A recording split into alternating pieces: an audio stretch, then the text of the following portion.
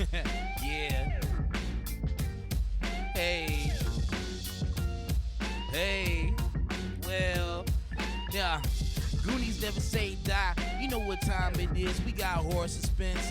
Listen, Kevin Trav digging in the bin. Dirty Dancing in Encino Man. You never know what you'll find in Uncle Doug's bin. What's in the bin? Yeah, Uncle Doug's bin. He's got all these flicks from way back when. Marty McFly in the DeLorean. Gotta love the Cage and whatever he's in. Face off Snake Eyes, you know it's a win.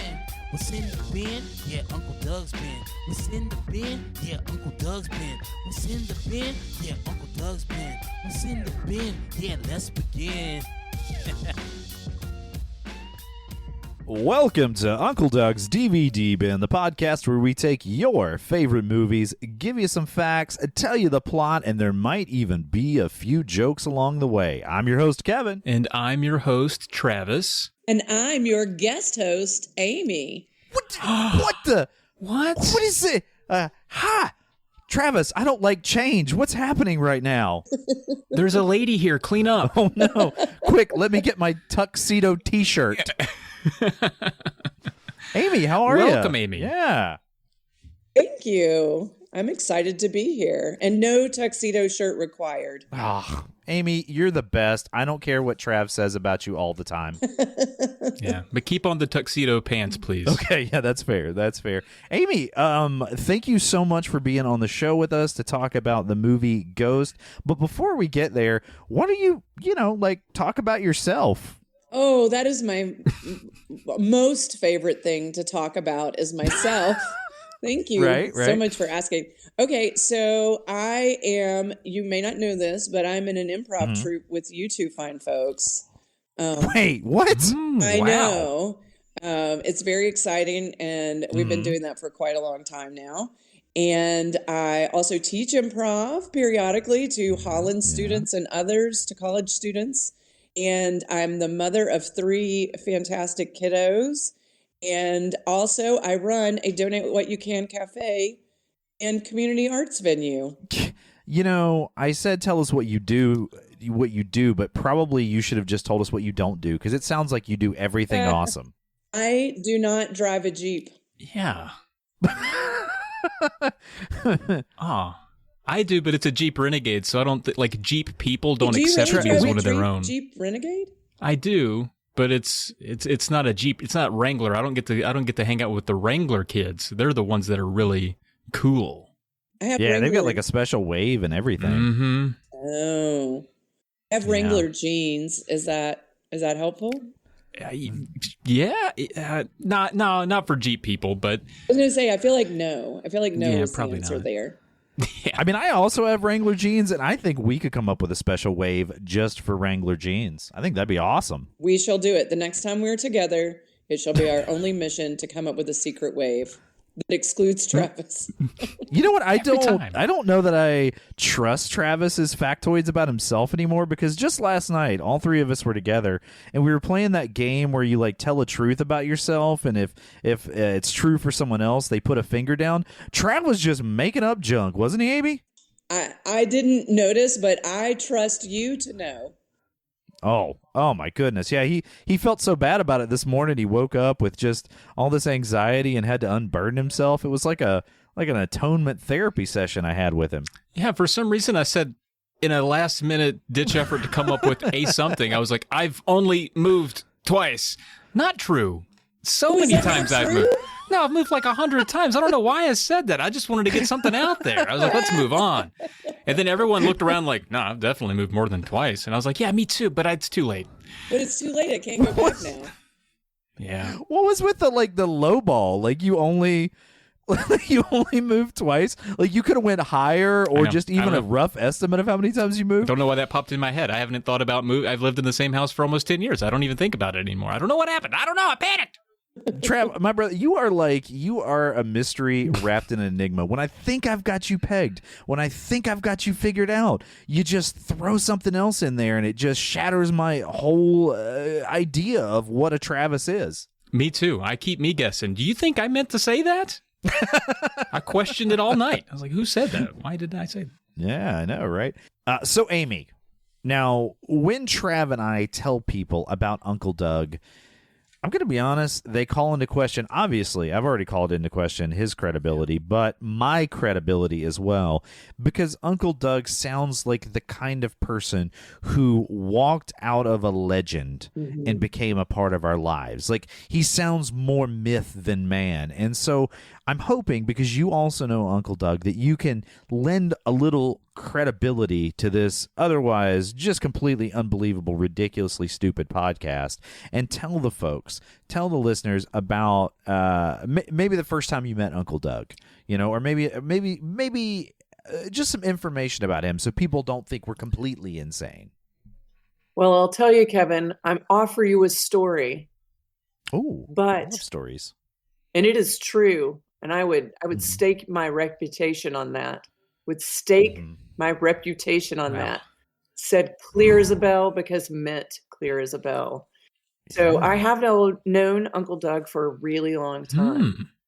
So we're very similar in age. So I maybe even have known him longer than you. I don't want to put it out there in case that part's not true. I'm trying to remain honest.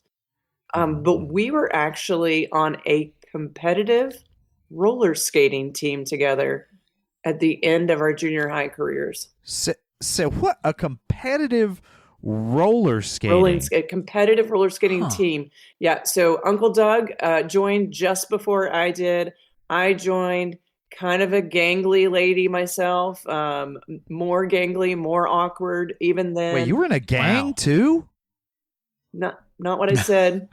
But like if I had, been, you know what? If I had been in a gang, Uncle Doug still would have accepted and loved me. Sure. And he brought me into the group, welcomed me in, made sure I was safe and protected from the bullies in the group, and showed me around. Wow. Yeah. If that's one thing I've heard, it is competitive roller skating. A lot of bullies. A lot of bullies. Yeah. Mostly external. There's a lot of movies. Yeah. Parents primarily. Yeah. So now was Doug what was his real skill that he brought to the rink?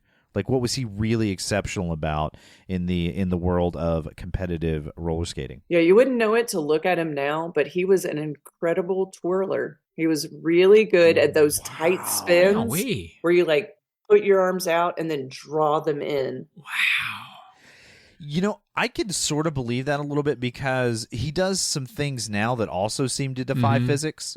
So I think the root of it's there. Don't you agree, Trav? It's pretty impressive. And the way he would always call himself the old Texas Tornado, and we know he's never been to Texas, but it kind of makes sense now. So what happened? Like, why is he not? I mean, does he ever put the skates back on? Or well, it's a kind of a tragic story. Honestly, he actually stepped off the space between that carpeted area and the hard skate floor.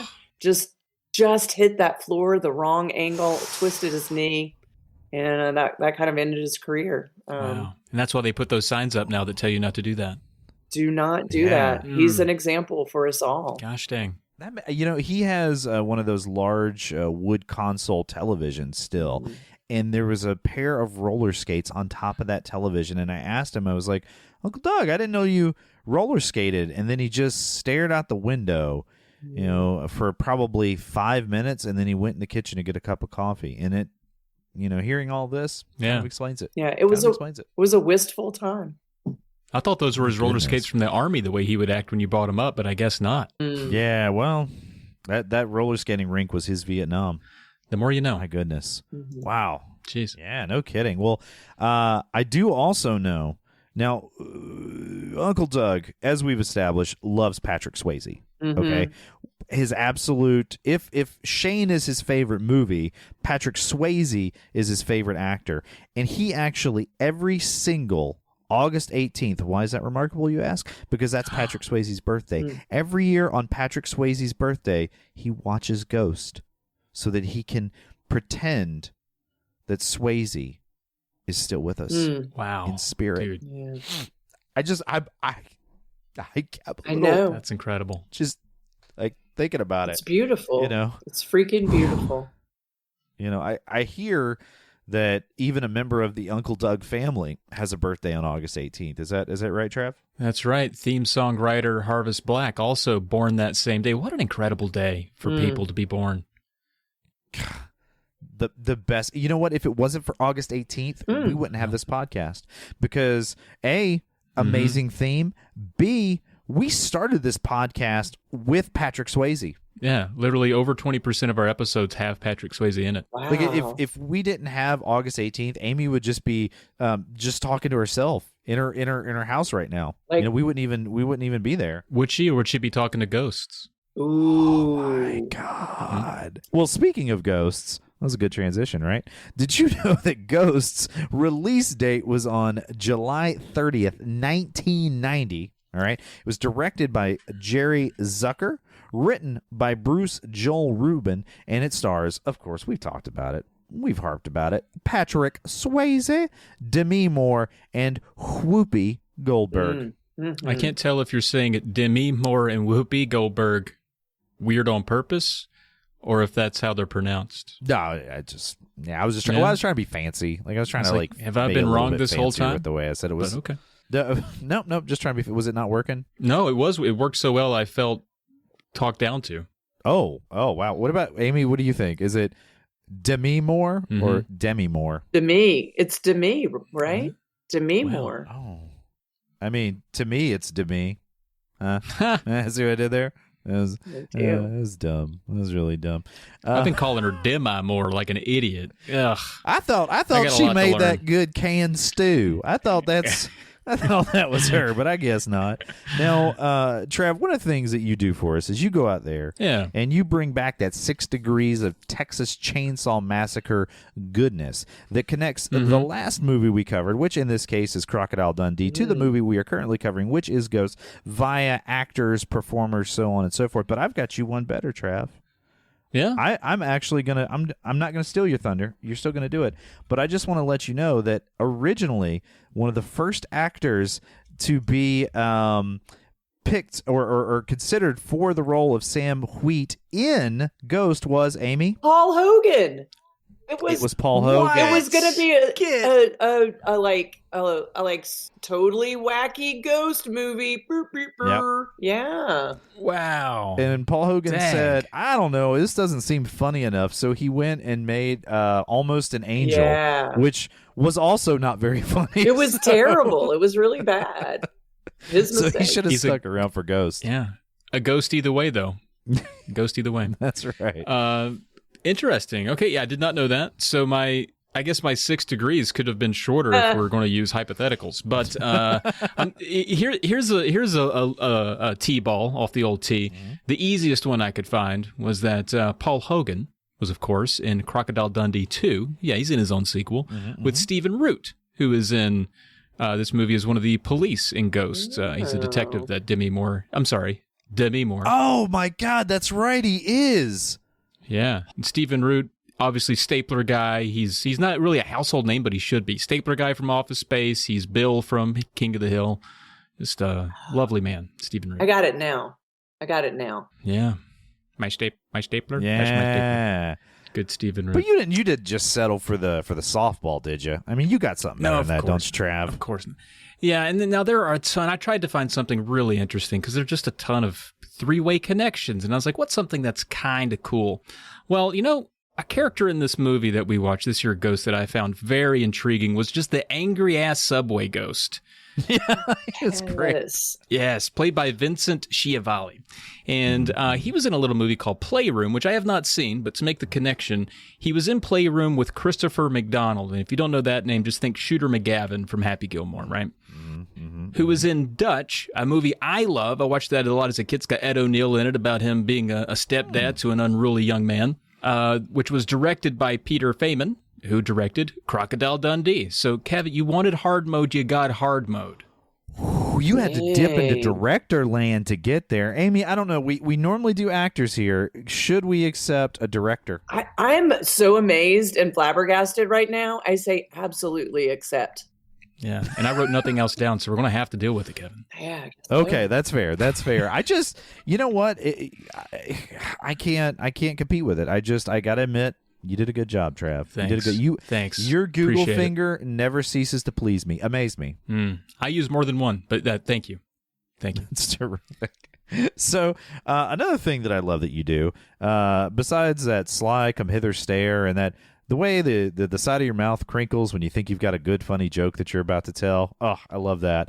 But something else I love is when you go out there and you bring back reviews for the movie that we're about to cover the plot on. Did you just out of curiosity? I mean, it's a thing we always do, but did you do it this time? Of course I did. If I went that hard on 6 Degrees of Texas Chainsaw Massacre, you know I took screenshots from Letterboxd. So here we go.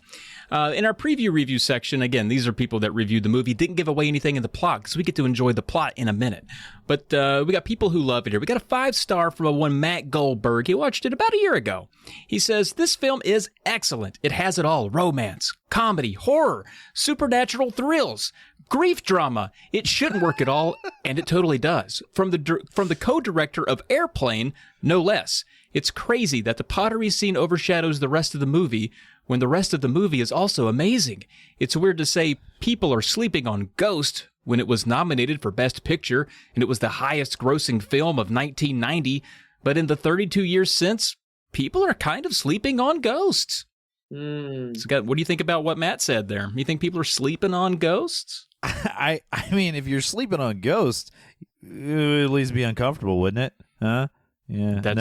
Probably you wouldn't know they're ethereal spirits, I guess. I don't know where I was going with that. Amy, what do you think? You think Matt's got this right or wrong? I appreciate his creation of a whole new genre of movie and grief drama. Like, right? I need to watch more grief dramas. I don't know where that's been missing from my collection of movies. So thank you.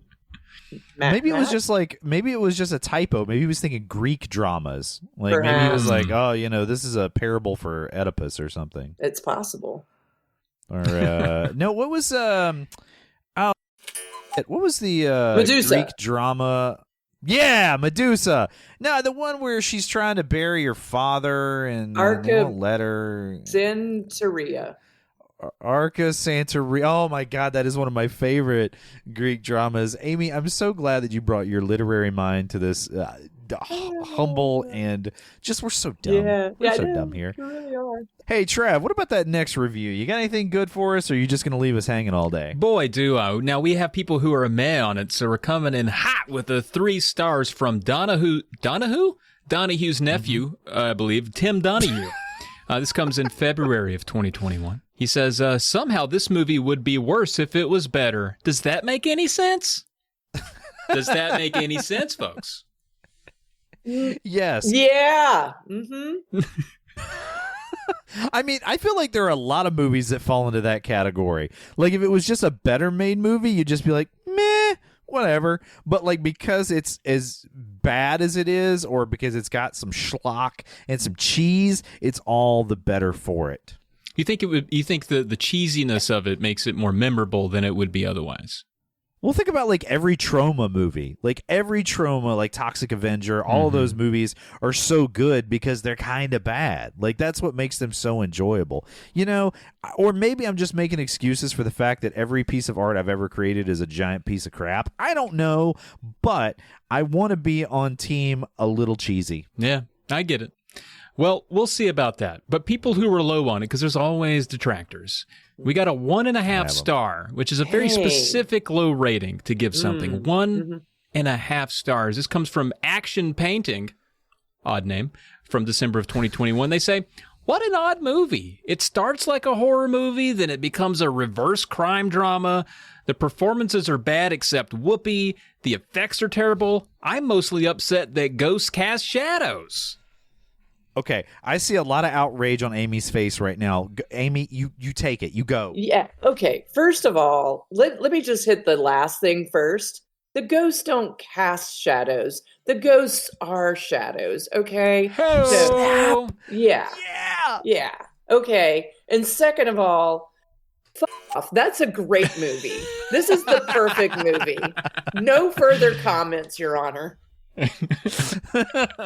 Wow. There you go. Man, Amy came in hot, and I can't disagree. Like, I don't know, just dumping on the performances. I will tell you this.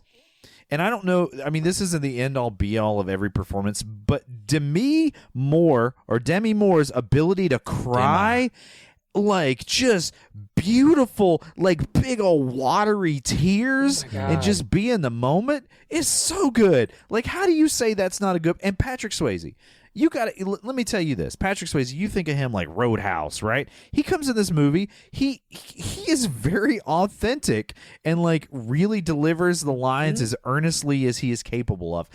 Get out of here. Yeah. Get out of here with this nonsense. God. And also, Travis, are you as outraged as Amy and I? I think Demi Moore was great in it. Her stew is fantastic. I love it. Well, guys, I think we ought to jump into this plot because there is, I mean, this is an intricate plot, a lot of ins and outs, and I really think it's going to take us probably the better part of this decade to get through it, but we're going to take a crack at it. Now, when this movie opens, it's sort of this dusty room. Now, there's a little bit of renovation going on here. Presumably, Sam Wheat and Molly own this particular building because if not, they're just knocking down walls in a building they don't own. However, that would be fine too. Whatever, tenant, landlord, good relationship, who knows. But what really trips me out in this scene is they're knocking down walls. Okay, so you got Molly, you got Sam, and you got Carl, all three of them together. Inexplicably, for some reason, Sam, a.k.a. Patrick Swayze, and Carl just have their shirts off. You know why, Kevin? Because Why? It starts the movie off exactly how it should be started off. Shirtless men knocking down walls. It's the best. That's what this country was founded on. Is that what it is? I would think, okay, this is an old building, probably going to be a lot of asbestos. Could you maybe just put a shirt on? I mean, not that I'm complaining with all them Ripley muscles and hammer swinging, but still, geez, it just seems, I don't know, kind of dangerous. But They're not even working that hard. They're not even sweaty. They're just walking around just dry and dusty, swinging hammers. I did write down sexy people tearing down a house as a note, and that's all you need to know about that. That is true. I think that's about the gist of that scene. I think I actually might have been sweatier than all three of them just watching this scene. 100%. That was probably me. It is, three hot, sexy people just doing their thing. And there's a weird, like, third wheel vibe with Carl, like, right off the bat. I mean, we're going to get to some creepy Carl in a little while, but I just want to say, right off the bat, you're going to want to keep an eye on this guy. You know what I mean? Mm-hmm. He's keeping an eye on them, so. Oh, yeah. It sure is. So we jump down to the next scene. Wait, hey, before we jump, though, I think we should point out that there was a coin found that's supposedly a good omen. Indian head penny, right? Yeah, that's a big deal, Kev. Is it a big deal? Oh, it does kind of come back later, doesn't it? Oh, more than kinda. Lucky penny. More than kinda. Listen here, Trav. I'm going to expect a full dissertation, and it'll probably end up on the news because my boy Trav, when he does a dissertation, ends up on the news. Just shout out to him. Woo-hoo. Without my name attached to it, sure. Yeah. Yeah. Well, for the listeners out there, just know you need to be proud of your boy Trav right here because his dissertation got him on the news, or at least his ideas on the news, which is even more impressive. Is it? So anyway, let's leave your dissertation and that penny aside, and we're going to move on to the next scene, which is, I'm going to be honest, I don't like Sam or Carl, either one in this scene, and maybe it's because we've lived through a global pandemic, but they end up in this elevator, very crowded elevator, and they start playing this coughing prank where Sam Wheat, Patrick Swayze's character, is like, yeah, did the doctor say it's contagious? And he's like, yeah, Carl's coughing and hacking on this poor dude. Yeah, it's contagious and it's really deadly. Also have a rash on my wiener. Like, it's just really, like, the first 5 minutes of Sam and Carl in the office place, I'm not a fan of it. I thought it was very funny. Amy, back me up here. Come on. Are we going to let this slide? No, it was very juvenile. It's very juvenile. And yes, you're right. We're watching it through a post-COVID or during COVID lens. So our tolerance for coughing in an elevator is zero. So maybe that's why. But it seemed very juvenile. And like immediately within walking in the office, Sam's like, "Hey, Susan, you looking good today? Looking hot, Susan." You're like, that is not appropriate. You are going to be in HR before long, Sam Wheat. Okay, that is not. You could say, "Hi, I like your outfit today. It's very good to see you, Susan." That would be okay, but not like, "Yeah, nice yams." Like that's not cool. Yeah, don't talk about people's yams. Mm-mm. Yeah, unless it's Thanksgiving and they brought yams. They had to have brought yams before you say it. That's okay. So it turns out that Sam's big meeting that day with some Japanese clients. Do we mention he works at a bank, like a financial investment bank sort of situation? That's the thing. And so he is meeting with them. They have gotten there early. So in his rush, he gives something called a MAC code. And I don't know if this is something from the 90s that I don't know what it is, but he gives it to Carl so Carl can transfer some monies. Now, that'll probably come back later. Probably a bad idea to give that to Carl. But that's really the gist of what happens in that scene. Next, we're back in the apartment. We're back at the ranch, as Trav always likes to say. And they're bringing in this giant angel statue that Molly has made. And Patrick Swayze decides to, like, A, scare her while she's standing on the edge of the window, and then B, do, like, a swinging kick to try to kick the statue and get it through momentum to swing in the window. Guys, thoughts on this at all? First of all, it's like the Patrick Swayze version of mansplaining when he, like, get out of the way. Like, he first almost knocks her out the window, but then he, like, just shows her how to do it. I feel like it's rude. Amy, I think that's called Swayze-splaining. Yeah, that sounds better. Yeah. He swayzed her. Swayzes. Yeah. So, you know what? They're in bed. That happens in the next scene, and they're a little shirtless, or at least Patrick Swayze is. He's shirtless yet again. We're what, 10 minutes, 15 minutes in this movie, and he's been shirtless for about 90. I'm surprised he didn't go into the office just no shirt and a tie on. It's like a Chippendale. Yeah. Yeah, but he acknowledges that he just feels like maybe things are going too good in this scene, and that's when the other shoe's going to drop. Has that been you guys' experience in life? Yeah, all the time. When things get going well, I'm like, any minute now, we're due a real bad one. Things have been going great for me lately, so I'm like, maybe I should just call off work and just lay low for a few days. Yeah, that feels kind of like, no, I think you should embrace the goodness. Why is he all worry-warting about it? Anxiety's a hell of a drug. That's fair. That's fair.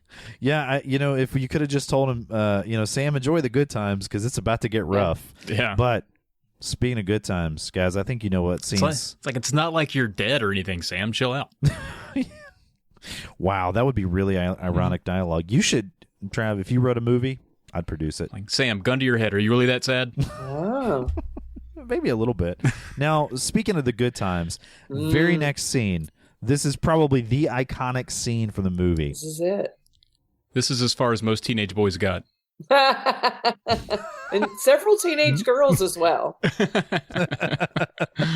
So, Amy, okay, I need you to give me your perspective on this scene. Just walk me through it. Okay.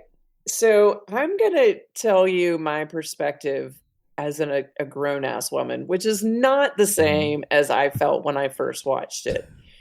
Can you give me both? Like, I would like to know, like younger Amy and then grown-ass woman Amy's, like, opinion on this scene. Well, I definitely, like, as a young person, first of all, to match the cover of this movie, like, this scene is what you think the whole movie is going to be, right? It's just Patrick Swayze leaning Demi Moore back in ecstasy for 2 hours and 6 minutes. So as a teen girl, it was very exciting to imagine that this was how sex happens. As a grown-ass woman, all I can think of is that pottery is getting everywhere. We have to clean ourselves. The room is a mess. When she's rubbing his hands and they're just getting all into it, I wouldn't want to touch anybody after that. I'm sorry. There needs to be some cleanup time, and then it's over, and I'm tired anyway. So that's what grown up was. And she had a good pot going, and he just comes over there and ruins it. He just topples the whole thing over like a pot terrorist. Yep. That's a really good point. Yeah, it's hot though. And that righteous brothers song, Unchained, is it Unchained Melody? Unchained Melody comes on, and I'm just like, oh, I don't know, man. Maybe I'm still on the side of youthful optimism, Good. but I'm like, man, Stay one there. day Patrick's Swayze's ghost is gonna come up behind me while I'm doing pottery, and he's gonna be all like, "Hey, Kevin." It's gonna be hot. I wonder how many pottery wheels were sold in 1990 or 91. A lot. You know what? A lot. I took a pottery class in 91. That is not a lie. Amazing. I do like to take notes during the scene, just so as we're going back through, I remember. And in this one, I said, "Oh my, it gets sexy and messy, pottery style rubbing. This goes on forever." Apparently, it really just goes on for, and I mean, this is the hot, steamy romance scene of the movie, so I get it. It's got to go on for a while, but it goes on like, this is, okay, maybe I am a little bit more like grown-ass woman over here. Like, maybe it goes on just a little bit longer. It's a long time. Well, we can agree that it's a long time. My God, it's really It is hot, though. Yeah. It is hot. So then we flash forward. Sam's at work the next day, and he's looking at some numbers on his computer screen like you do when you work at a bank. And he's like, "There's too much money in this count. That's suspicious," which I've never heard anyone from a bank say they have too much money. So I'm a little questioning the Swayze here, but that's just to plant that little seed. I mean, this is so subtly written, guys. Really subtly and carefully written. Just to plant that little seed that maybe down the road something's a little suspicious going on. And of course, Carl comes in. He's like, "Oh, it's fine. Don't worry about it. Hey, those codes that you gave me, it's weird. They changed. I was just wondering about the codes changing." And Swayze's like, I just changed them. Something weird's going on. So a couple little seeds planted there, but nothing of immense sexy pottery level. I mean, that's not going on in this scene. So we find out that Sam and Molly are going to see Shakespeare that night as a nice little date. And we find out as they're leaving, Sam fell asleep during the play. Yeah, after he compliments it, he's like, "That was good." She was like, "That's funny because you snored the whole time," or something like that. I was like, "Respect." She just calls him out right away. Yeah. But I mean, I don't know what theater tickets were back in the 90s, but they're not inexpensive. Like, you could get a hotel to sleep in cheaper than you could sleep to see a play. You know, it's not inexpensive. All right. And I also kind of hate the trope of like Patrick Swayze being like, "I don't like this art stuff, but I date one of these art chicks. You know, you got to do what you got to do for your broad." He doesn't have this accent in the movie. It's just the way it sounds in my head. It's a Sorry, vibe. guys, It's a vibe. It's a vibe. Well, either way, there's some giggling, there's some laughing, there's some cuddling, and they decide, you know what? Let's walk down. If they didn't learn anything from reading Batman, they decided we're going to walk down the worst street in all of New York City. It really is. Like, what is the route they're taking home? It feels like they're like, no, let's not go the main way. Let's go through these abandoned tunnels that are alleyways. Exactly. And so we do get the little bit of their relationship where she'll say "I love you" and he says ditto. We do get that during this scene. Enter a creepy guy from Alley, and I gotta tell you, his name's Willie, and Willie is not a nice fella. He pulls a gun and a fight ensues. I mean, we're talking serious action. Yeah, it escalates quickly too, and like one fell swoop, it goes from everybody trying to stay calm to all of a sudden, oh my God, it broke out. Now there's a gun. He's got a gun to his head. What's going to happen? Well, I think what happens here, and in fact, I know it's what happens here, is Willie slaps Demi Moore, Molly's character, and that's what sets Patrick Swayze off, and they start a brawling. Well, while they're brawling, that gun goes off, and at that point, Willie takes off running away, and Patrick Swayze runs after him. He's chasing him, and we're like, "Oh man, what happened?" You know, and Patrick Swayze turns around, and we first think, "Oh man, Demi Moore's character's been shot. Molly's been shot. She was the one." And then they pan down, and we see Sam's bloody body laying in her arms, and we're like, "What?" Quite. You guys weren't as shocked as I was? No, definitely. It was, no, quite the. I mean, I had already seen it, but it was quite the revelation because you're right. It's I think going in that somebody's going to die in this movie because let's be honest, it is named Ghost. It's called Ghost, yeah. But you're like, maybe that wasn't it. Maybe they teased us a bit there, and he's going to die like by the next mugger. No, first mugger got him. First mugger. It was going to be at least the second or third. Apparently, the old Swayze, when he was filming this, was overcome with grief at the loss of his father. It reminded him of the death of his father for some reason because the I think it was the prosthetic dummy they used to replicate him for the filming looked an awful lot like his dad apparently, and it really so he's got a very genuine performance there. He seems pretty darn upset. But he discovered, and this is one of those things where the reveal of it is so good, you kind of hate that it's already telegraphed by the movie title and the trailer. Yeah. Like, it's a pretty good reveal. Like, I've kind of crapped on some stuff in this movie, but this is pretty good. Yeah, and you see, it's like he reaches out to touch his own body, and he's a ghost, but when his hand goes through it, he reacts like, no, that confirmed it further. Definitely. Am ghost. What a bummer. So, I agree. I think it's well done for 1990. And there's sort of for 1990, there's sort of a weird nightmare scene he has here, and then it flashes where he's in bed with the angel, and then he's in bed with Molly, and then it flashes back to the street, and we see the light. Hey, go to the light at the end of the tunnel or whatever to go to the next place that's beyond this mortal coil. Well, he's thinking about it, but then Molly says, Sam, don't go, come back, trying to bring him back to consciousness, not realizing that he is of course in the way of expiring. And so he decides not to. And they don't take a lot of care to explain how Sam gets from one place. Can we just get it out of the way at this point? How weird the ghost magic is in this movie. Like, sometimes he can ride in cars, and sometimes he doesn't. Like, they don't really explain how he gets from place to place. Like, he takes the subway sometimes, which sounds like a terrible version of the afterlife. So I don't understand how ghost magic works, and we'll just let that go. Is that fair for you guys? That's fair, yes. It is complicated, but there is, we'll get to it later, but there is a ghost that just always rides the subway, and it's like, what's his game plan? That's it. Ride the subway. Maybe he died with a lot of subway tokens. He's like, I paid for these. I am not wasting these things. It's got to be it. So they don't use tokens anymore either, do they? Well, it was 1990. They still had tokens. Yeah. Yeah, absolutely they did, Kevin. Yeah. Good thinking. Good thinking. I was time warping there for a minute. Well, we hop to the hospital. Sam has realized he's dead because he's under a sheet, and some old ghost guy comes up and starts talking to him. He's like, hey, how's it going? And he's like, you can see me? Yep, pretty much. This is what it's like being dead. Oh, look at this guy in this room over here. He's dying. Thank God it's not the other ones that came and got him. And we're like, oh, snap. What are the other ones? Yeah, maybe poorly CGI demons. We'll have to find out later. Those are shadows. I'm sorry.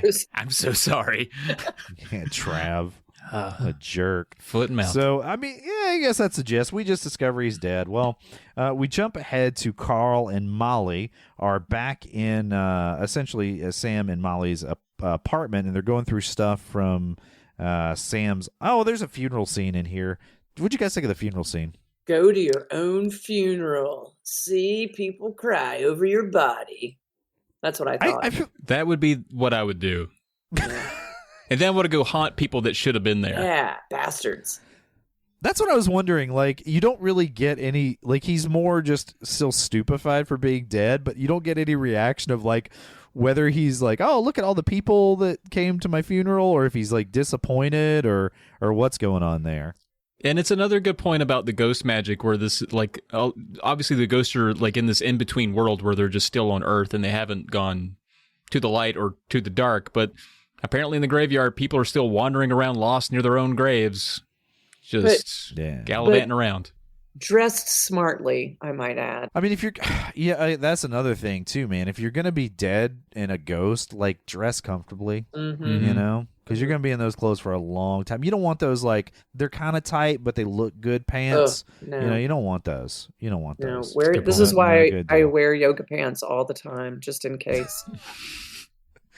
You know, Amy, they're not only practicable in life, they're practicable in death. Absolutely. Is practicable a word? And do tuxedo pants count? It is, but it's not the right word in that situation. I was hoping no one would call me out on it, but My bad. That's on me. thanks, Trav. Sorry. Thanks, man. I'd like to officially apologize for using the word practicable wrong. What I meant was practical. Thank you. Accepted. Yes. Okay, I wasn't apologizing to you. I was apologizing to Amy. No, that was easy enough now, wasn't it? It really was. Well, next scene, as I mentioned, is or the next scene of interest for me anyway is Molly and Carl are in the apartment and they're kind of going. Oh, I keep skipping stuff. Don't skip There stuff. is now, it's interesting, but it's not that interesting. Molly's, I don't know, trying to make some pottery and talking to Sam, but she's sort of talking to herself. I mean, take this opportunity, girl. Make yourself a nice pot because he's not there to mess it up. I call this sad pottery, angry cat. Oh, yeah. That's right, because Patrick Swayze, like, scares the cat away with his ghost magic, however that works. Yeah, and there's always that myth that cats always react, oddly for no reason because they see ghosts, which is a myth I believed way too long. We're talking up until, like, what year is it now? Like 2015, maybe. I was like, you know what? That's probably not true. But this movie reaffirmed it, so now I'm back on the fence again. Maybe cats can see ghosts. Or cats are just really spastic. One or the other. Probably both. Because of the ghosts, though, Kevin. My God, it is the ghosts. Yeah. Now, guys, third time, definitely this is what happens. In the apartment, Carl and Molly are going through Sam's work stuff. And, it's kind of a little sad. Again, you just don't get a great vibe from Carl. Carl is a little handsy. Carl's a little handsy. He also, weirdly enough, is trying to take some of Sam's stuff that Molly wanted to keep, almost as if there's something in this shoebox that he really needs to get for some reason. Again, maybe it's a mystery, maybe it's not.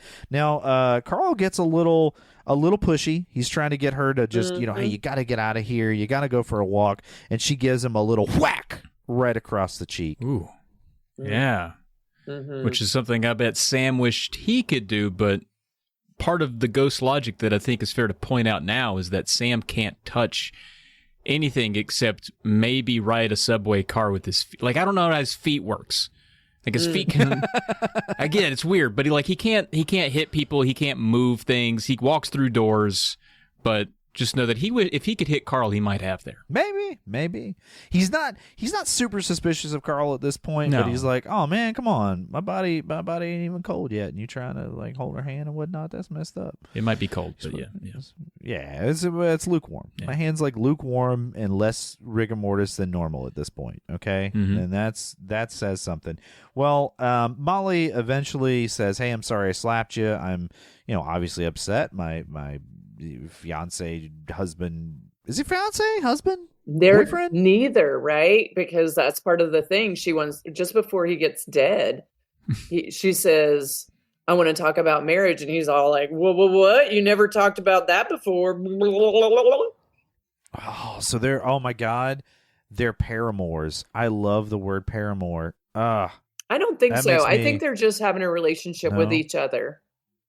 Oh, okay. All right. Yeah, he's just her pottery terrorist. I don't know what Oh, I don't know what paramour means. Yes. it just means like lover. I think it means lover. Yeah. I was making a joke. I thought you were making a para joke, as in there's like two of them there. Yeah. Like, I was making a there's joke. pair Like, of them. I don't understand relationships.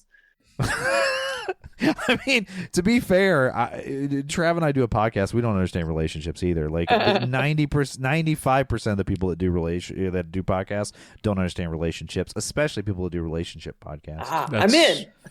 True. That's just a scientific fact. If it helps anybody, I didn't know what paramour meant either. So thank you. Did you Google it? No, of Did you course Google I it? Was- didn't. No, I was waited it- for Oh, well, Amy to make you tell us.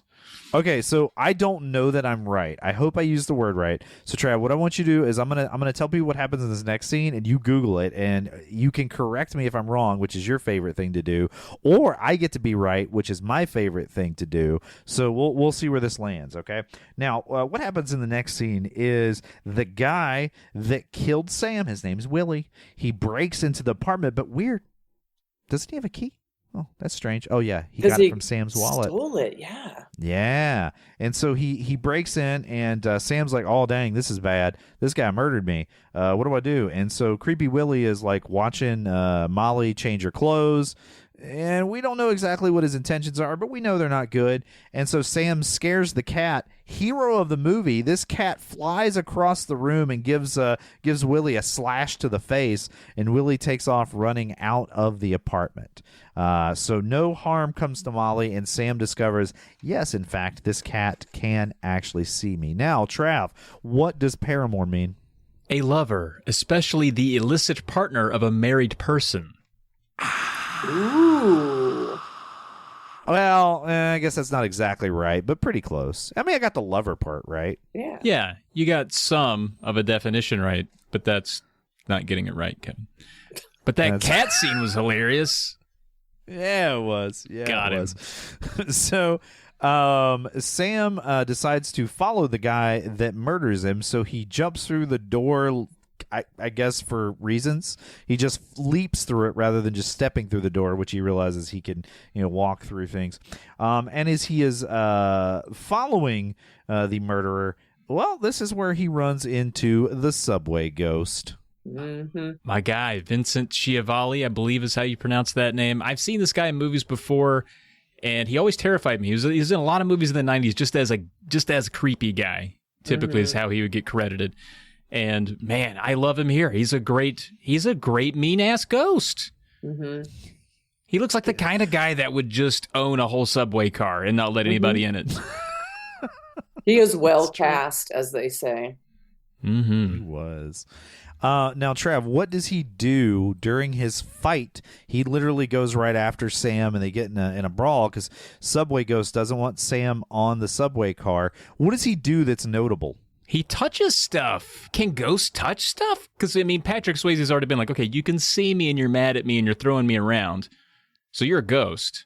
But you're touchy. You're a touchy ghost. I want to be a touchy ghost. Yeah. How do you do that? And also, again, I'm confused by ghost magic because Sam doesn't fall through the floor of the subway car, but he faces through like the pole in the middle of the car and through the doors. I don't know how ghost magic works, and I guess it doesn't really matter, does it? Well, either way, Sam's. Although Amy might have a theory. Oh. No, I just have more questions, honestly. I'm curious as to why when his head is out of the subway car, he seems to be concerned that his head's going to get injured, right? And he's like, get me back in. But is that possible, or is he just scared of that? I don't know. Yeah. I think it's just he's like reacting as if he was still alive. Like he's still getting used to this being dead thing. Sure. That's fair. And ghosts can touch each other. We learned that in this scene. That's a rule in Ghost Magic Town. Can just any ghost touch other ghosts? Or can just the crazy subway ghost that knows Hogwarts ghost magic know how to touch other ghosts? This guy's a special ghost, clearly. We don't know. Yeah. Oh, my God. So many questions. And He's a whole dissertation. I'm sorry. We can move on. Well, you would definitely get it on the news if he was. I'll tell you that for sure. Now, Sam manages to stay on the subway car long enough to follow Willie back to his apartment. And he's like, all right, now I know where this guy lives. He follows him up to his apartment, and he hears Willie on the phone saying he's going to go back for it. We don't know what it is yet, but it is what I would say is a MacGuffin. I would say it is 100% Eggy McGuffin. No, it's a McMuffin. I'm sorry. That's a totally different thing. However, I think that's what's going on there. Well, Sam is trying to figure out what he's going to do because he doesn't want this murderer to go back. So he leaves and he sees a psychic. And it says something like a sign for a psychic in a storefront there. He says, "Oh, we talked to the dead here," or something along those lines. He says, "Well, this is going to help me out." Yeah. Right? Like I gotta go see this psychic. $20 to contact the dearly departed. $20, not bad. That's not a bad rate. Good really. deal. And yeah, even so in he 90 goes money, that's in, not bad. and he doesn't wait in the. One of the great things about being dead, you never have to wait in the lobby area. In the waiting room, you just walk right in. That's fantastic. So he goes in, and this is where we get our first glimpse of Oda Mae. Off the bat, what do you guys think? Oh man, This is just for me where this movie takes off. Like once Whoopi Goldberg's in it, it's all good for me.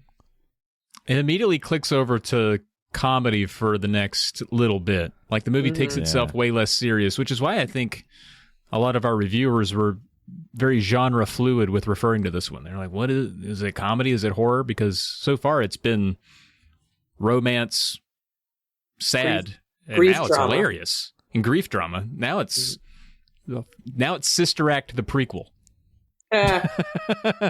So we sort of get the idea that Oda Mae is a little bit of a scam artist. Hey, I'm not judging. You got to do what you got to do to get by. And maybe she does bring some closure to some people, but she doesn't really normally communicate with the dead. She's got this whole pomp and circumstance with her sisters, and she has this sort of what you would expect a spiritual advisor to be wearing kind of outfit. And all of a sudden, Sam says, "Oh, this is a crock," and she hears him. Yeah. And she's not expecting to hear him. In other words, we've got a little bit of intertwined fate happening here. In other words, she is fully embracing that she's a little shysty. She's got to do what she got to do to get by. Sam thinks she's not going to hear her, but they end up hearing each other. And I will tell you what, guys, hijinks ensue. Boy, do they. And what's interesting is that she says her was it her mom had the gift, and she thought that she should have the gift, but didn't. And it's been put on, so maybe she does. The poor woman that's there for a psychic reading, she gets terrified. Oda Mae gets terrified because she doesn't know what's going on. She's running around. The table gets flipped. She's trying to hide. Eventually, everything gets settled down. And Sam and Oda have a conversation, and Sam tells Oda that he really needs her to call Molly and warn her about the bad guy. Well, she tries to do that, and of course, it doesn't go very well, does it? Yeah, she's very resistant. Molly is. Yeah, she's not having it. She didn't believe it. She needs some proof. She needs some convincing. Keeps hanging up. That's right. Keeps hanging up the phone, which is, phone calls not cheap back in 1990. I don't know if you guys remember, but most ads were about how to make a call for cheap. So we've wasted probably $1.50 on these phone calls. It's tough. Yeah. Just hangs up on Oda, and Oda doesn't want to call back. She's like, listen, I did the best I could. I'm not going to do it. So Sam goes on basically a 24-hour haunting. I mean, it's a haunting, right? Just terrorizing poor Oda Mae as she's trying to sleep, singing all kinds of silly songs, keeping her awake till she finally relents. Is haunting just a fancy way to say harassment when you're dead? Oh, for sure. Okay. Yeah. All right. Yeah, for sure. Yeah. And so Oda goes to Molly's apartment the next day, and she's shouting all kind of at some point, you go, Molly, all right, it's credible enough. She's shouting all kinds of personal information about you on the street. Will you please let her in? Although I go back and forth because I'm like, well, maybe, I don't know. What do you guys think? What if all of a sudden someone was standing outside your house, okay, shouting really personal things about you? Are you going to be like, oh, this person's a legit psychic, or are you not going to go down? Molly does eventually decide to go down, but where are you guys weighing in on this? I think in 1990, I'm letting her in because, I don't even know how you get that information. Like today, I'm like, yeah, you hacked my account. You've seen me on the internet. There's all these sites that troll and scrape all my personal information. Sure, yeah, it's easy to get. Yeah, but this is you probably got a camera in my you house. Sneezed inside your own sleeve one time. It's really personal information. Talks about her underwear, writing her name in some underwear. I'd be like, get up here, talk to me about Sam. And stop talking about my underwear in the street. My mom, that's just not cool. Geez. My mom's going to be upset. I think I'm leaning more towards Amy, maybe not for exactly the same reason. I would just be really interested to hear what the person had to say. I'd be like, this is an interesting interaction I'm about to have. One way or the other. And also, I want to know how you know I wrote my name in my underwear. Yeah. Is it because you think I would forget? Yeah. Are you leaving your underwear a lot of places? Anywhere that'll let me. Anywhere. So finally, Molly relents, and decides to she doesn't invite her in, which is probably smart. That's probably safe. She says, let's go somewhere neutral. We'll get a cup of coffee. We'll get lunch. So they're sitting in a diner, and they have this dialogue that kind of goes back and forth. Molly finally goes, look, you know what? This is crazy. I don't believe it. She's going to leave. And Sam tells Oda Mae to say ditto. And that's what reels her back in. That's it. That's the secret message. That's the bonus word.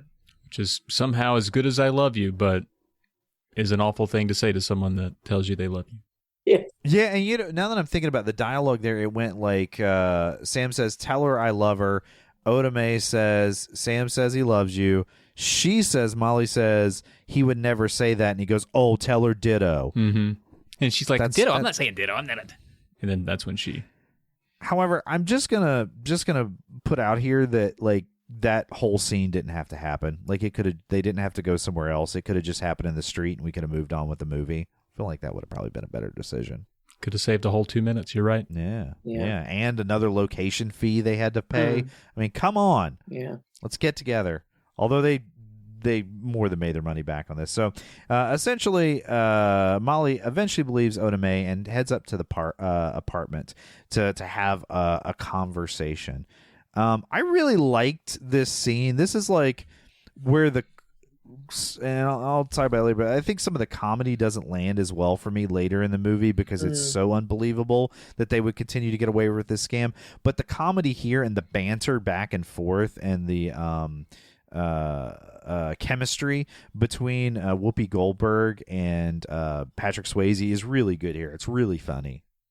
I agree. And something I noticed about this scene and a couple of others about the two of them is because he's a ghost, she never is looking at him. So she's just always responding to his voice. And I'm thinking as an actress, like she's even having to like not look at him. And still, they keep this really strong connection, I think, as well. That's a good point. It's really cool. Do you agree, Trav? I do agree. It's funny. Oh, okay. It's funny stuff. Her frustrations and his persistence. I mean, it's gold. It's so good.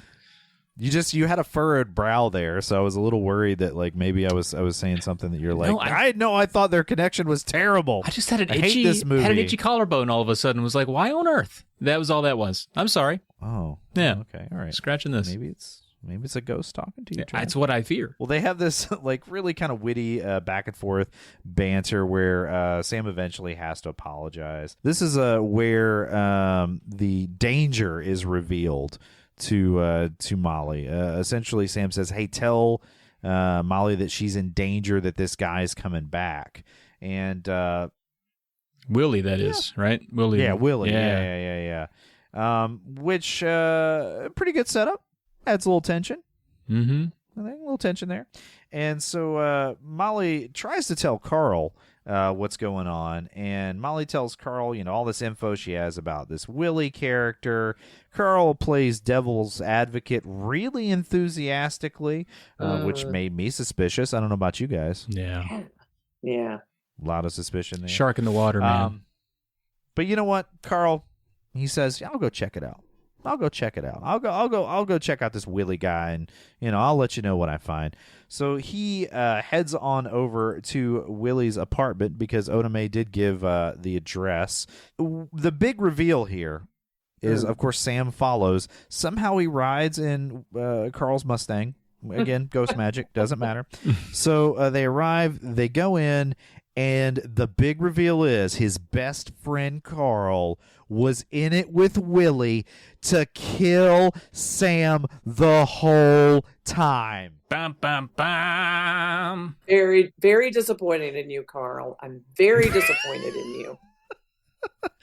What do you think Sam's feeling at that moment? Yeah, the look on his face is betrayal, bewilderment. And That's man, good. I shirtless knocked down a wall with you, bud. Does that not mean anything? Yeah. You think you're bonded with someone when you knock down walls with your shirts off, and it's just not true. God, that does make you wonder, like, what truth you have said about someone who has passed on, and if they were a ghost, if they heard it. And like you're gonna you're gonna die, and then you're gonna kind of like open your eyes, and whatever the the universe equivalent of death looks like, and they're gonna be like, well, so you didn't like my short story, huh, Kevin? Honestly, one of my biggest fears is what you described. Okay. All right. Yeah, that's fair. That's fair. Well, that's, I guess, the big reveal. Sam is he also reveals again, this is like the thriller stuff they try to work in here. That Carl is laundering money for, I think, drug dealers. Does that sound right? He does. He says drug dealers, but he says it in such like a white dude who works at a bank way. He's like, look, these are drug dealers we're talking about, okay, pal? Okay, pal. I just feel like anytime there's some kind of financial shenanigans going on in a movie, I always just never know what is going on. I know there's shenanigans, but that's about as specific as I can get. There's shenanigans. I mean, I feel like that's all the writers knew about money laundering in this movie too. It's just, oh yeah, the way you do it is you just move it from one account to the other. That launders it. They're like, you most of the story will be told by the fact that we put a computer screen up with several numbers on it. Okay, people will buy what we just sold. And those MAC numbers, I feel like, because I don't know what that is, like that's really important.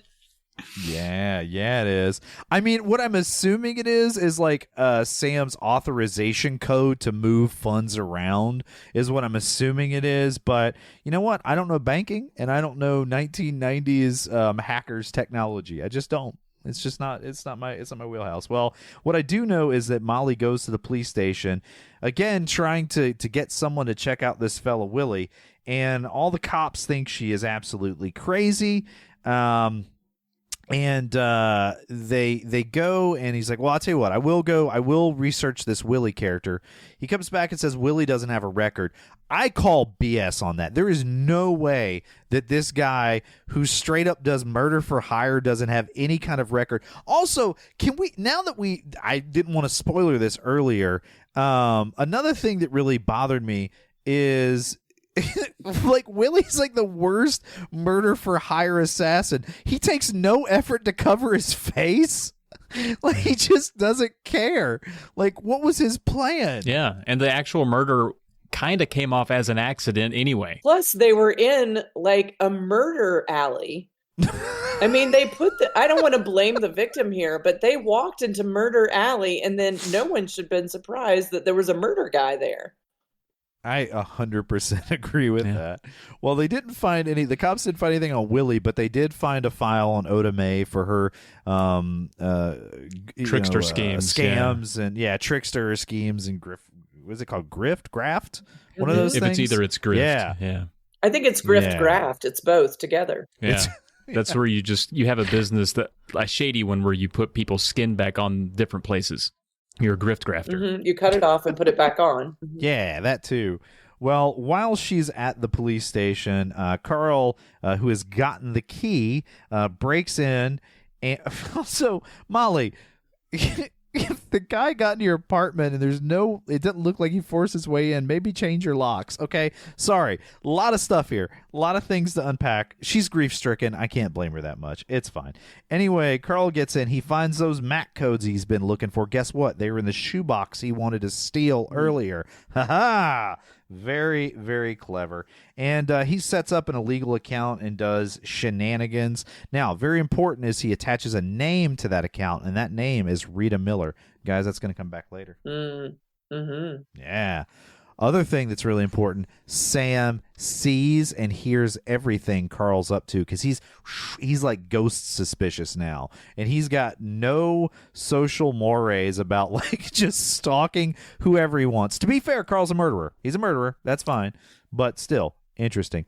So Carl then shows up at Molly's place, and he's acting like he's a good dude. After it's revealed he's a murderer, after he set up this illegal account with $4 million in it under Rita Miller's name, he shows up to Molly's place, and I think this is where the creepy Carl really gets turned to 11.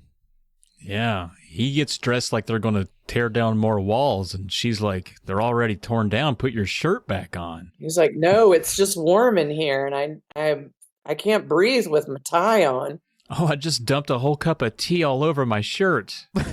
I better just take it off instead of trying to dry it. Yeah, It's very smooth. Is that now, Ugh. Amy? As as a young lady, if you turned around and then a guy was like, "Oh, I got coffee all over my shirt. Time to take it off."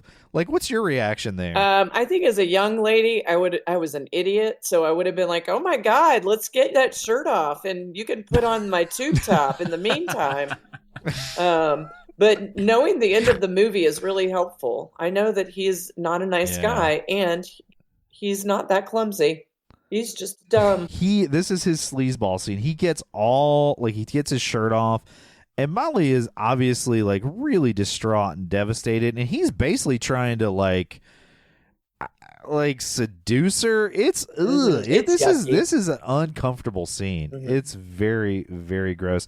And he's like putting the moves on her, and he goes and like she's literally somewhere else. Like she's mentally not present. And Demi Moore does a really good job in this scene of portraying that, which really like amps up the creep factor for Carl. Just ugh.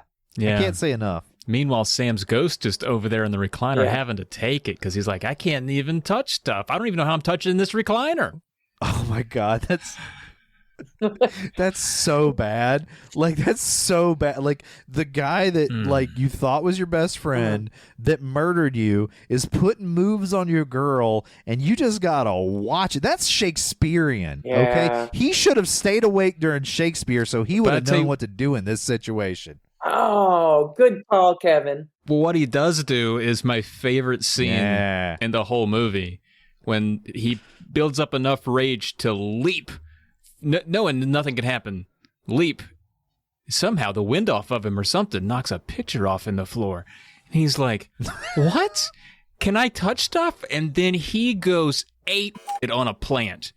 Just crazy. Roadhouse flashbacks on this just basket of plants in the middle of the living room. I loved it. It reminds me of that post he pulled out of the ground in Dirty Dancing and just smashed his way into the car. Yeah. Mm-hmm. God, long live that post. That's That's right. That's anger gas right there that knocks that plant over.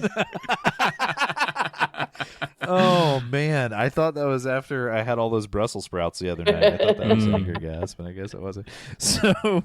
So yeah, he's discovered that he can knock things over. Now when he knocks his picture over, it sort of splits up this like creepy thing Carl's trying to do. But Carl's like, "Hey, listen, I'm sorry. Maybe I went a little far. I'll tell you what. I'll take you to dinner tomorrow night." And Demi Moore's like, fine, yeah, okay, that's I'll do that. I do probably need to get out of the house. It's okay, because again, she thinks Carl's emotions are genuine. Like I can't be too upset with her. So Sam is at this point, he's at the end of his rope. He says the only thing I need is some way that I can hit this dude. Like I can't think of any other motivation he has to go find the subway ghost. But that's exactly what he does. He goes and finds the subway ghost. And the subway ghost, instead of attacking him this time, just yells at him, and Sam refuses to leave. He kind of pulls the same move he did with Oda earlier, and convinces Subway Ghost to teach him how to be able to interact with objects. And they have a really heartwarming Yoda sort of scene that happens here, didn't you think, guys? Oh, for sure, yes. Yeah, on the dirty ground, trying to move a lid, a Pepsi lid, then a Mountain Dew can. I'm like, did Pepsi sponsor this movie? Almost certainly. All of their trash. That's a good way to do it. But yeah, Vincent Schiavelli, or I don't even know if he has a proper name in this, but he is excellent. Just unhinged, unpredictable, gets so mad he knocks himself through a cigarette machine, then he's like, dang, I've been a ghost that could touch stuff for a long time. I didn't even know I could get into the cigarette machine. That's awesome. But I'm also thinking, like, if I wanted a ghost to teach me how to, like, manipulate stuff, I think all I would need to do is really just learn how to write. And then I could just use a whiteboard to talk to Demi Moore, and I don't need Otome anymore. I'd be like, hey, look at this ghost stuff I'm doing. I'm writing. That's exactly, I had that exact same question later because he, like, types on a computer screen and he writes boo on a steamy mirror. You're like, dude, you could do this stuff all the time. But you had to go through all the... But you know why, guys? Because the writer said, because the writer said. Plus, Whoopi Goldberg's hilarious, so we don't want to cut that out. No, I agree. I agree. But the gist of this scene is he learns how to interact with objects. A subway ghost guy goes crazy because he can't smoke the cigarettes he wants. That's addiction, guys. And then he jumps on a subway train and heads off. But you know what? Patrick Swayze has got what he needs. He's got some way that he can interact. So he goes back to see Oda Mae. And a word has gotten out at this point to all the other ghosts in town that she can now talk with ghosts. I don't know if there's like a ghost newsletter, maybe like a chain email that goes out. I don't know what happens, but they're all there. And she is honestly relieved and kind of happy to hear Sam again. She's excited about that. And she's trying to get everybody out of there, but this ghost gets impatient and jumps inside of her body and takes over it possession style. This seemed new to everyone. Everyone was like, oh, I didn't know we could do that. I didn't know we could take over people. Like, that was her first time. You could tell that. I don't think she was happy. It was not a happy situation for her. It looked uncomfortable. No, but the look on her face said it all. It could be useful later. I don't know. I mean, it's a good thing. Let's put a pin in that, I would say. Yeah, I think so. But there's more questions about the rules, right, Kev? Because we don't know, like, can you just be possessing anybody at any point? Do you have to, like, build up a meter? Is it like a video game? Like, you have to collect so many coins before you can possess? Like, why aren't we just possessing everybody all the time? Well, and he's certainly, like, back in the beginning when he's at the hospital, he totally walks through that guy. He does not possess that guy. Mm-hmm. We just see him see his innards. In my mind, I think it's because she's this conduit. You know, she sort of has this special psychic ability, and that's the reason that she can be possessed. And I was thinking about this too. Like, if a ghost possessed me, it would be like the equivalent of, you know, when you invite somebody over for dinner or whatever, and you just shove all this junk and like everything in one room so they don't see it. It's like if they walk in that room when they're just supposed to be there as a guest, and suddenly they're seeing all my spiders and my cobwebs up in my brain. That's uncomfortable. I don't like that, and I don't appreciate it. So Whoopi does much as I would do with a guest, kicks that person or that spirit out of her body, and then she sends everybody out. Now she is hesitant. He's once again, hey, look, you got to help me. She's hesitant to do it. Well, guess what? Willie, who was told by Carl about this psychic, shows up to do another murder. Again, no mask, just here's Willie. No attempt to hide his identity. Here's Willie. So he starts firing off rounds, which goes a long way to convince Oda Mae that maybe she does need to help out Sam to get these guys off her back. Yeah. Would me. So Sam has cooked up this pretty good scheme. He's going to use his banking knowledge and the knowledge that he has of this fake account to essentially, with Oda Mae's help, run a scam to get this $4 million out of this account. So she gets a fake ID that says Rita Miller. We know that's part of her connections from her previous arrest record, and they go in. Now, what happens is there is a series. They're successful, first of all. That's cool. There is a series of scenes that are played for comedic effect where, number one, you're like, no wonder Oda Mae has like 1,000 arrests for being a scam artist, because she's really not good at it. Like, she is just terrible at it. And also, there's no way these people in this bank are going to trust this woman who's incredibly erratic and acting really insane and give her a cashier's check for $4 million. Like, I know it's played for laughs. I know it's meant to be fun. But again, I was like, come on, really?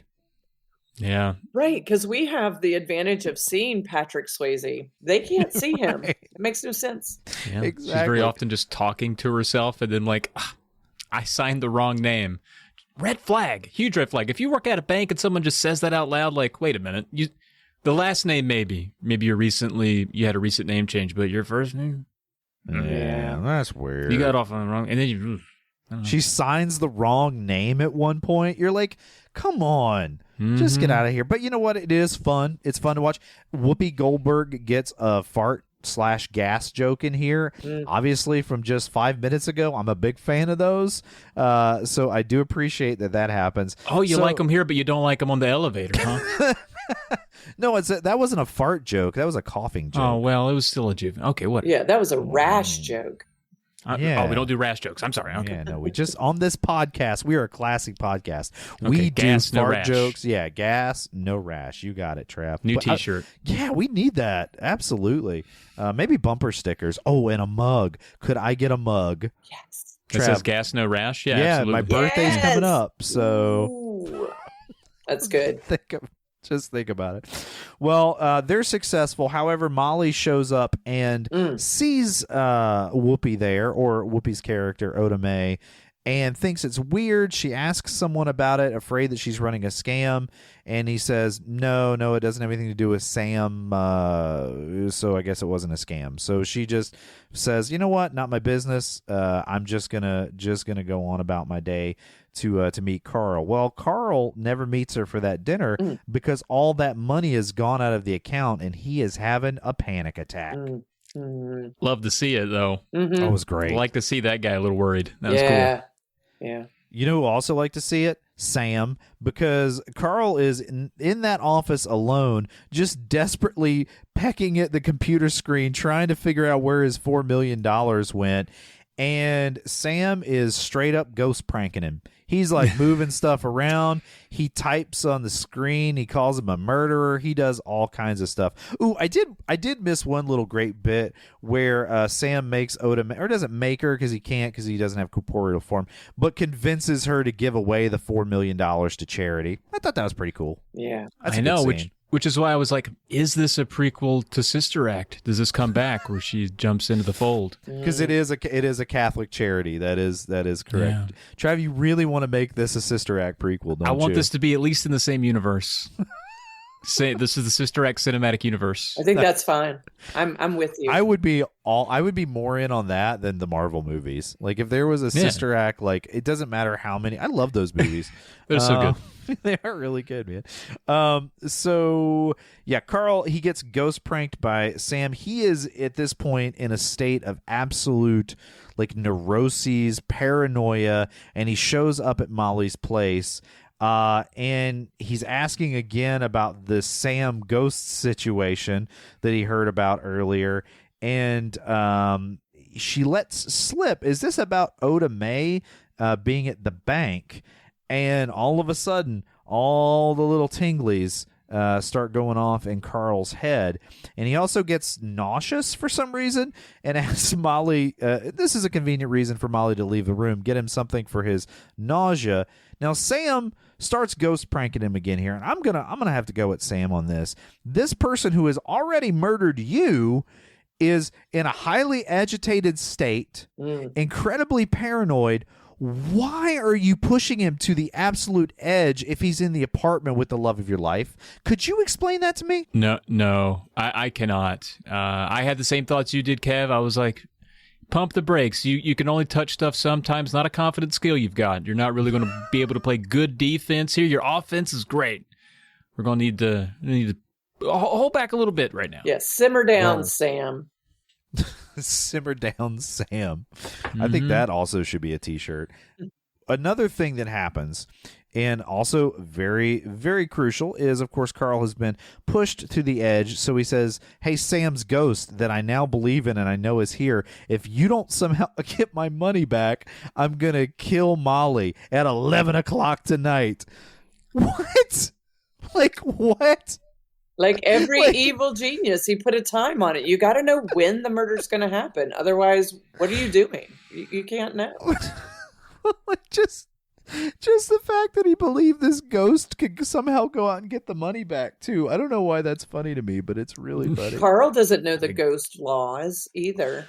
That's true. It is. Ghost magic is really, really confusing. Complex. So Carl decides, okay, in the meantime, I got a few hours to kill before this 11 o'clock deadline that I set. I'm going to head on over and I'm going to grab Willie and we're going to kill Oda Mae. So he shows up at her apartment. Again, Oda Mae, people are trying to murder you. Maybe stay at your aunt's house for the weekend. I don't know, whatever. Anyway, they try to get away. Well, Sam is one step ahead, so he basically taunts Willie. He gets him scared in the bathroom. This is where he writes "boo" on the window when it's all steamed up. He essentially just taunts Willie until Willie runs out in the street and gets squished. I mean, there's a lot of shenanigans that go on in this scene, but that's the real meat of it. Now, when Willie squish was cool though because the two cars collide and he looks like he squirts out like toothpaste like across the room, and I was like, "Whoa, did he survive that? That's incredible!" Because it looked to me like he should be split in half, and he was. Mm-hmm. He definitely was, and he gets all ghosty. And guess what? We've alluded to it. We've talked about it, but it's time for them shadow demons to show up. Now, neat factoid about these shadow demons. Not the best visual effect of all time. I think we can admit that. However, the noise they make is incredibly creepy, at least in my estimation. Mm-hmm. And that noise was they recorded babies crying, played it backwards, and dropped it to and slowed it down drastically. So it's like slowed down backwards baby crying. How creepy is that? Man. And I thought Ozzy Osbourne was metal. Yeah. That's even more like it's more metal than biting the head off a bat. So these shadow demons drag Willie to HE double hockey sticks, presumably. They drag him off into the shadow. I do think that's neat. I know the visual effect's not great, but I do like that the shadow demons like reabsorb into the shadows. That's kind of cool. That's kind of a cool thing. I like that the shadow demons are more prompt than angels at retrieving their dead. They are. They are very timely. I will say, yes, we learned this rule about death in this moment is that you can choose not to go into heaven times, but you got no choice. If the shadows come for you, you go in. I'm surprised the shadow demons didn't come and get Sam after he ruined that pot, though. That was at least rude. Yeah, thank goodness. I mean, this would have been a short movie if Sam was kind of a jerk. Like he would have just been dragged off, and that would have been, credits would have rolled, and the podcast would have been really short too. So that's fair. That would have been a bummer because I've been having a good time hanging out with my friends. Yeah. So speaking of hanging out with your friends, Sam and Oda show back up at Molly's place, and she's a little bit more convinced of Oda Mae, and Sam's like, look, slide a penny under the door, and he does this magic penny trick.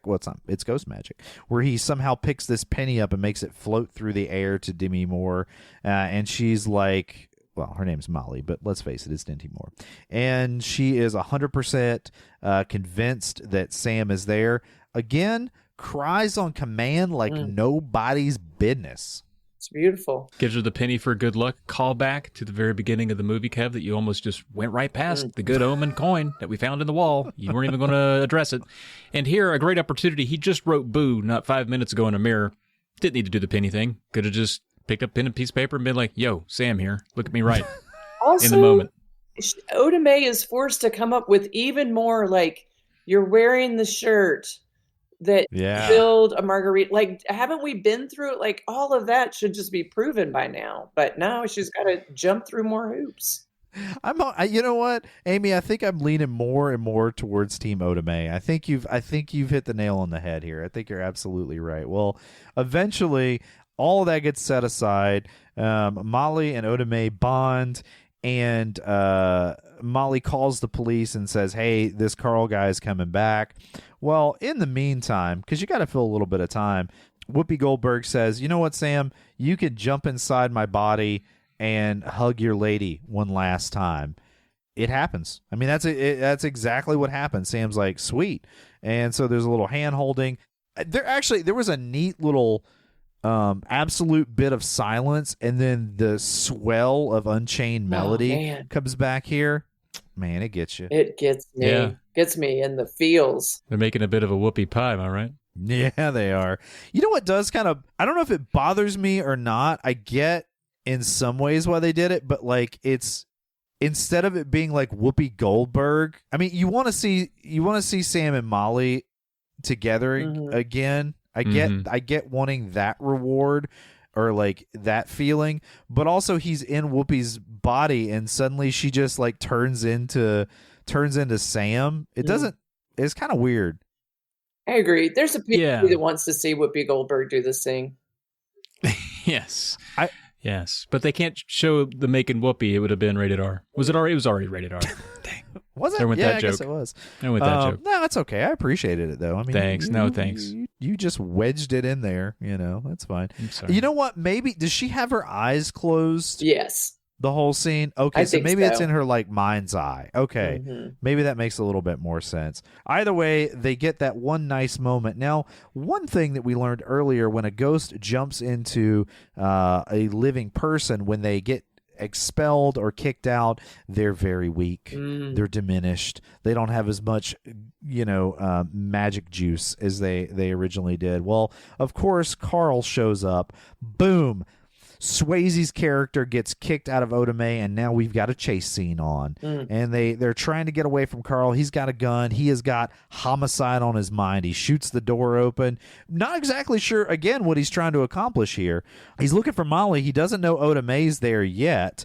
He realizes they've escaped upwards. Again, they decided not to climb down the fire escape to the street. They decided to go upwards in the building for their escape.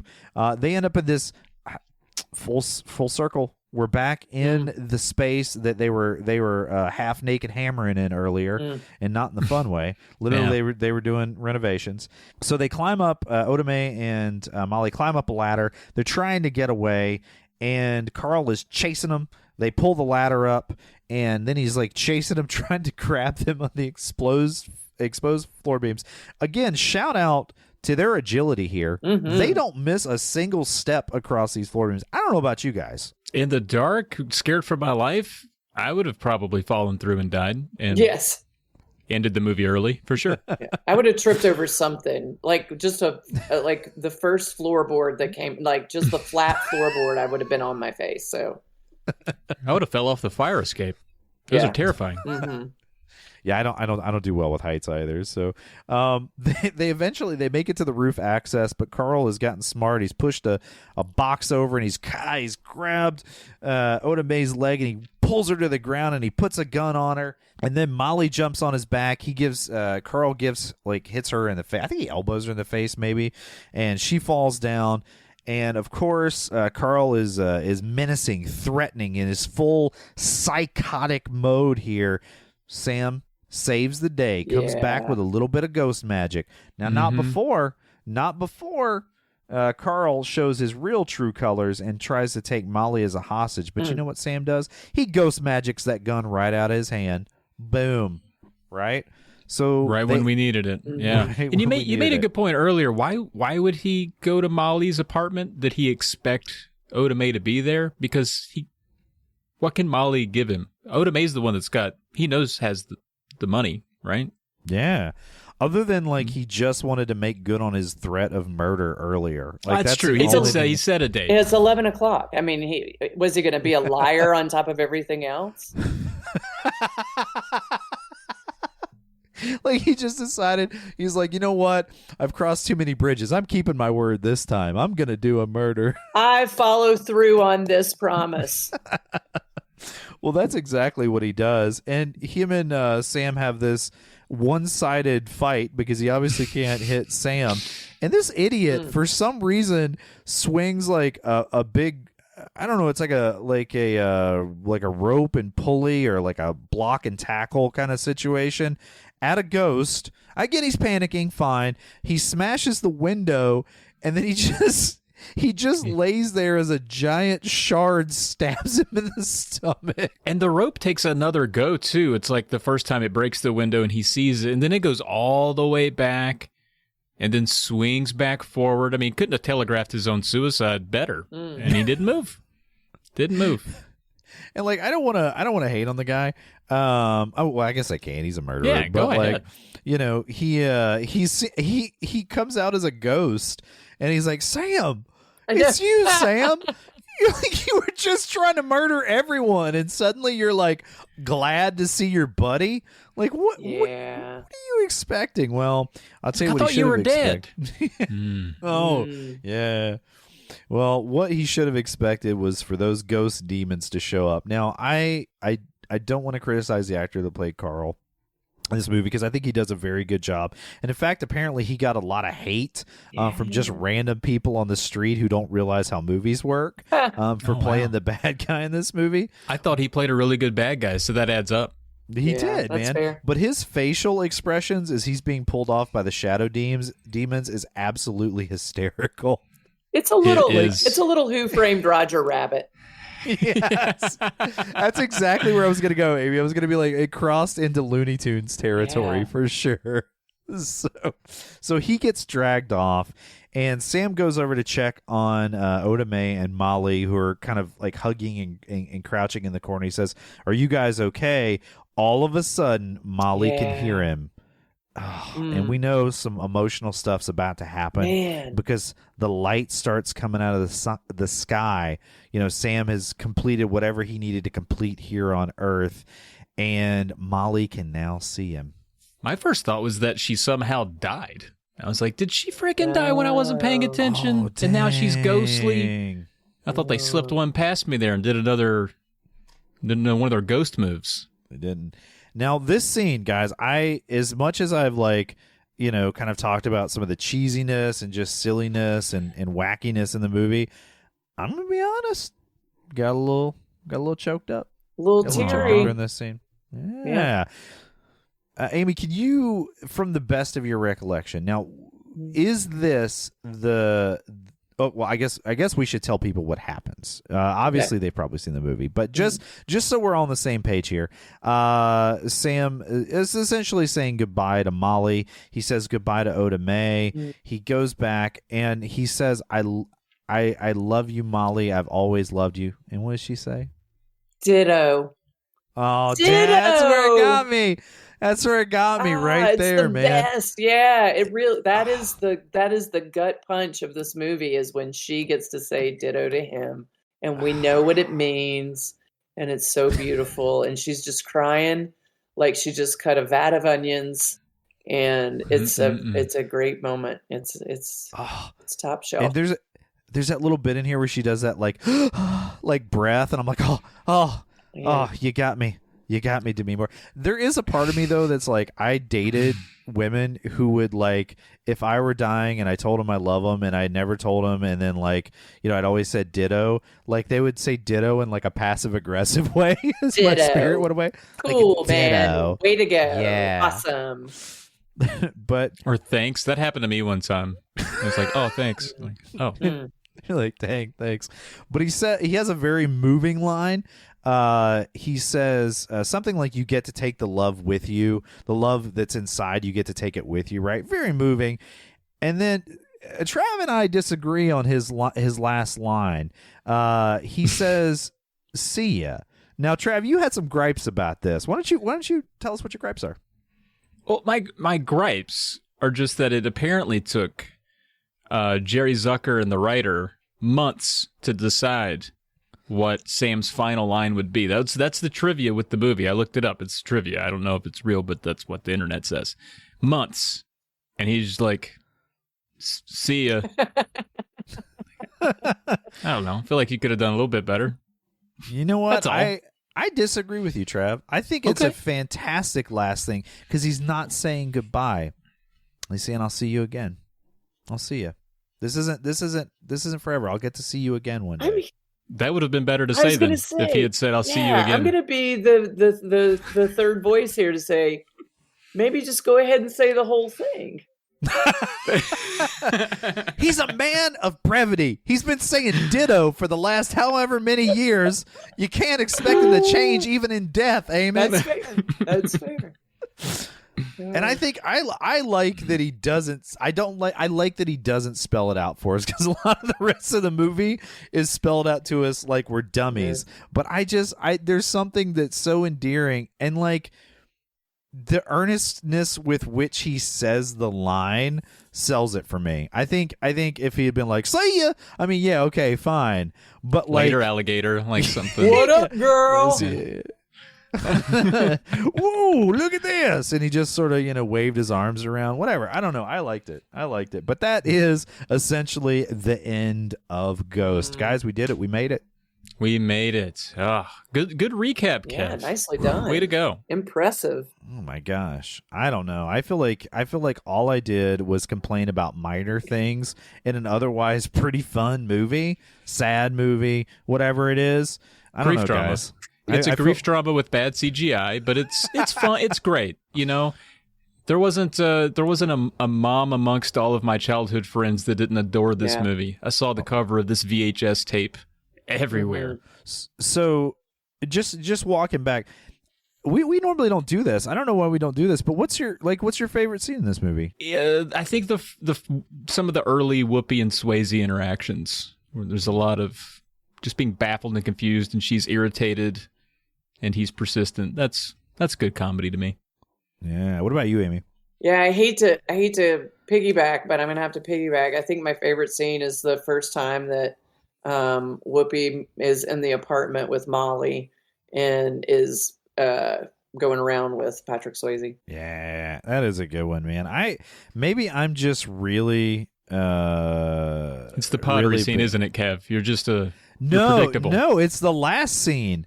I feel like it squeezes the emotion that I want out of me. You know, like I feel like it's the payoff for having sat through some of the sillier stuff in this to have this he's going to heaven. It's a happy ending, you know, or we assume he's going to heaven. Maybe he's going to like second hell. I don't know. I don't know how ghost magic works, as I've established, but I just like it, and I just like the earnest.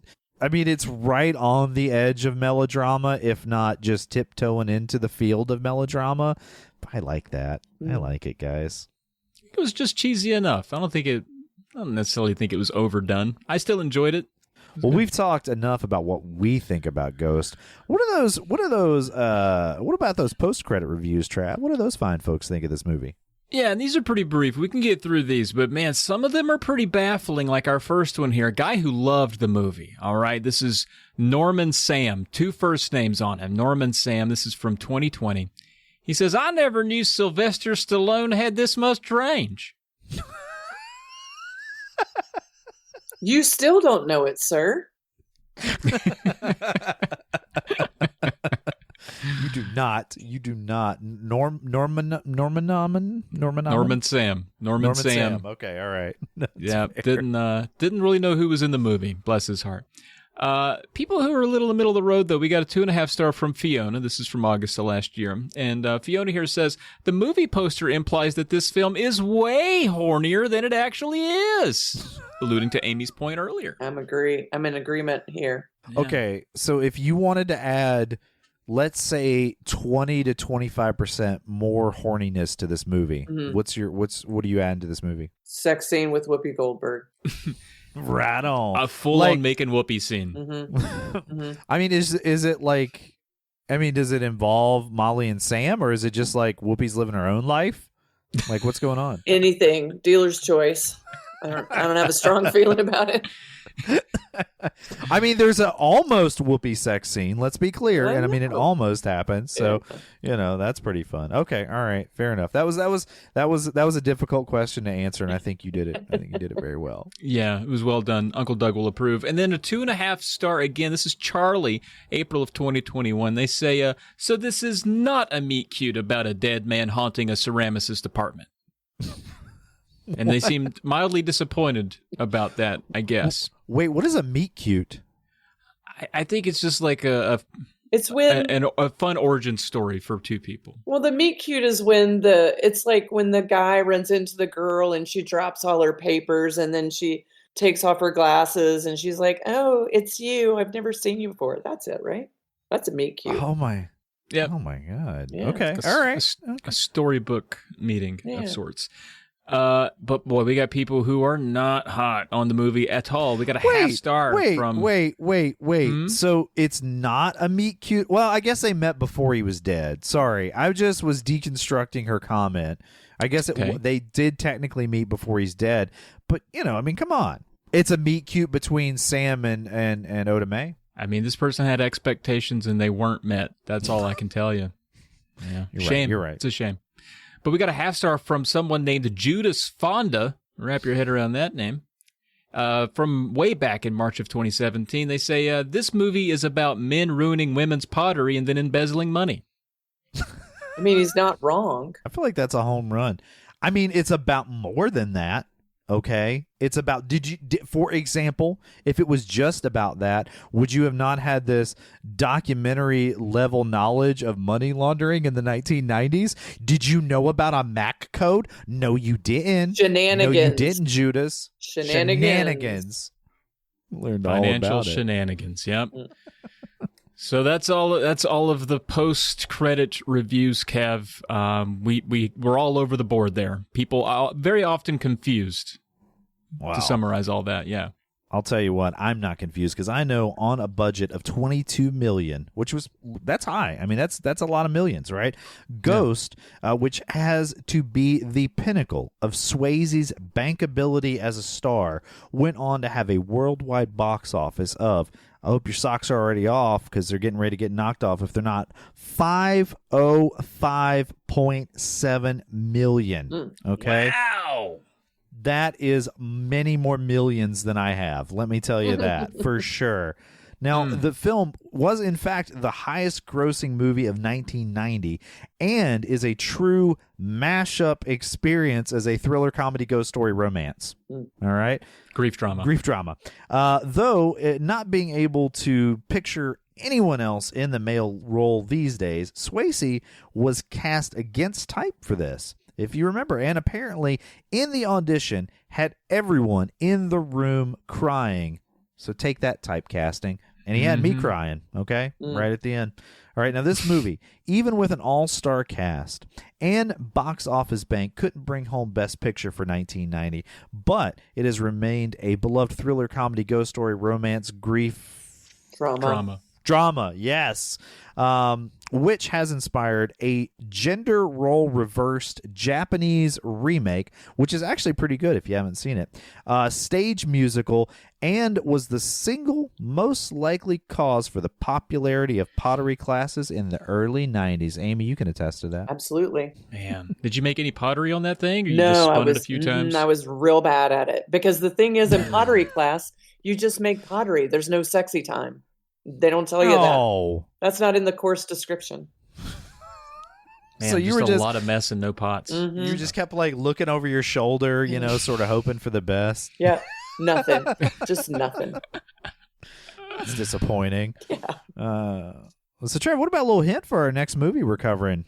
Oh, a good hint. Let me see. Well, you know, if I learned one thing from our next movie, it's not to trust any dog you meet in Antarctica, okay? Oh, I have a guess, but I'm not going to say it because I'm sure I'm right. Well, Amy, I'm sure you figured out what thing we were talking about. So, I don't know, Amy. Can I just take a minute to tell you how awesome it's been to have you on, and like I hope you can come back sometime. I'd love to. This was delightful, absolutely delightful. Loved it.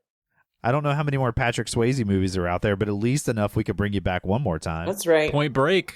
Red Dawn. Have we already talked about Red Dawn? Oh no, I love Red Dawn. That's got to be that is an Uncle Doug movie. I guarantee you, Trav, I'm gonna need you to get those fingers of yours in that bin again and see if we can find Red Dawn. I mean, that's not really how it works. It's all random, Kev, but I will do my best. Wink, wink. Wink, wink, wink. Okay.